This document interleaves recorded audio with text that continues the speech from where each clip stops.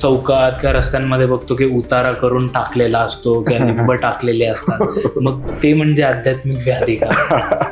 खूप छान प्रश्न आहे. आध्यात्मिक व्याधी म्हणजे खरं तर म्हणजे दृष्ट लागली असेल का, नजर लागली असेल का, किंवा बरोबर. बऱ्याच जणांना प्रश्न पडतो की हे सगळे आजार माझ्याच नशिबाला का, करेक्ट. माझं काय चुकलं. किंवा एखादा माणूस म्हणतो मी एवढं डाएट करतो, एवढं एक्सरसाइज करतो, लाईफस्टाईल चेंजेस केलेले आहेत, पण माझे ब्लड रिपोर्ट्स काही नॉर्मल येत नाहीयेत. बरोबर.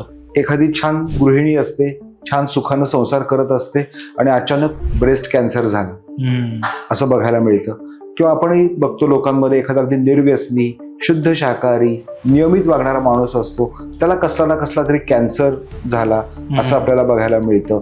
हे ब्लड रिपोर्ट्स का बिघडतात हे तर लोकांना बिलकुलच कळत नाही.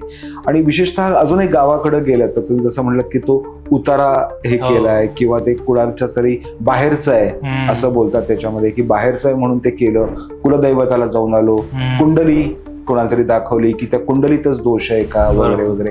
तर खरं तर ना याला आध्यात्मिक व्याधी नाही म्हणत. अच्छा. हे सगळे मनाचे हे आहेत.